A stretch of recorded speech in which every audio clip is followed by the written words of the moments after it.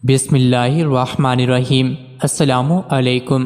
روزانہ واقعات سننے کے لیے اس چینل کو سبسکرائب کریں۔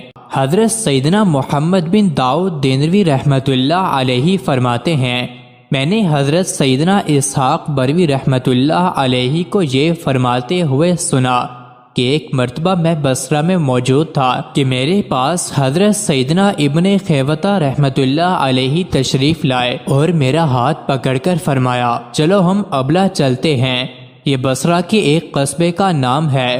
چنانچہ ہم سفر پر روانہ ہوئے۔ بدر کامل نے اپنی روشنی سے سارے قصبے کو نور بار کیا ہوا تھا، ہر طرف خاموشی کا سما تھا۔ جب ہم اس قصبہ کے قریب پہنچے تو وہاں ایک عظیم الشان عمارت نظر آئی جو کسی رئیس کی ملکیت میں تھی۔ پھر یکایک خاموش فضاؤں میں سرنگی بجنے کی آواز آئی۔ جب ہم اس سمت گئے تو دیکھا ایک لونڈی محل کے قریب بیٹھی سرنگی بجا رہی ہے اور بار بار ایک شعر گنگنا رہی ہے جس کا مفہوم یہ ہے، تم روزانہ بدلتے ہو کیا؟ تمہیں اس کے علاوہ بھی کوئی شے زیبا ہے؟ اس عمارت کی ایک طرف ایک فقیر دو چادروں میں لپٹا ہوا بیٹھا تھا۔ جب اس نے یہ شعر سنا تو زور زور سے چیخنے لگا اور لونڈی سے کہنے لگا، خدارا وہ شعر مجھے دوبارہ سناؤ۔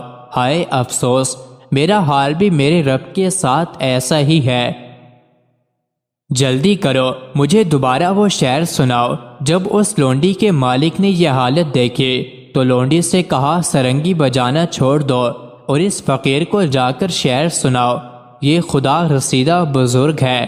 چنانچہ وہ لونڈی اس فقیر کے پاس آئی اور وہ شعر پڑھتی جاتی اور فقیر چیختا جاتا اور کہتا، خدا کی قسم میری حالت بھی میرے رب کے ساتھ ایسی ہی ہے۔ پھر یکدم اس نے ایک دل خراش چیخ ماری اور زمین پر گر پڑا۔ ہم اس کے پاس گئے اور اسے ہلا جلا کر دیکھا تو اس کی روح قفس عنصری سے پرواز کر چکی تھی۔ جب یہ خبر اس عظیم الشان عمارت کے مالک کو پہنچی تو وہ نیچے آیا اور اس فقیر کی لاش کو اپنے گھر لے گیا۔ ہمیں اس واقعے پر بہت افسوس ہوا۔ پھر ہم اپنے کام کے سلسلے میں آگے روانہ ہو گئے۔ جاتے وقت ہم نے دیکھا صاحب عمارت نے اپنے سامنے موجود تمام آلات لہو و لعب توڑ دیے تھے۔ پھر جب صبح ہمارا گزر اسی مقام سے ہوا تو دیکھا اس عمارت کے گرد لوگوں کا جمع غفیر ہے اور وہاں اس فقیر کا جنازہ رکھا ہوا ہے۔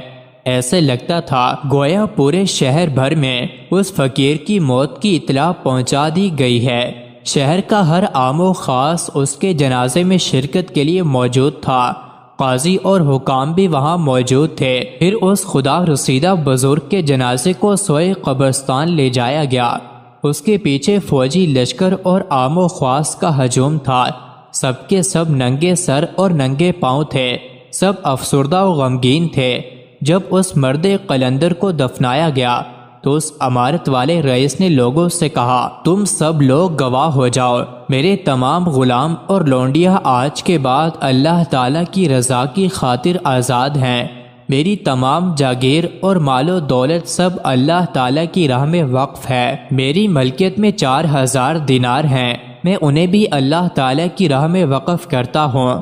پھر اس نے اپنا قیمتی لباس اتار کر پھینک دیا۔ اب اس کے پاس صرف ایک شلوار باقی بچی۔ اس نیک بخت رئیس کی یہ حالت دیکھ کر قاضی نے کہا، میرے پاس 2 چادریں موجود ہیں، آپ وہ قبول فرما لیں۔ چنانچہ قاضی صاحب نے اس رئیس کو وہ 2 چادریں دے دیں۔ اس نے ایک کو اوڑھ لیا اور دوسری کو بطور تہبند استعمال کیا۔ لوگ میت سے زیادہ رئیس کی اس حالت پر روئے۔ پھر وہ نیک بخت رئیس مالک حقیقی کی رضا کی خاطر اپنی تمام دولت چھوڑ کر دائمی نعمتوں کے حصول کے لیے ایک نامعلوم سمت روانہ ہو گیا۔ مزید ایسی ہی ویڈیوز کے لیے چینل کو ضرور سبسکرائب کریں۔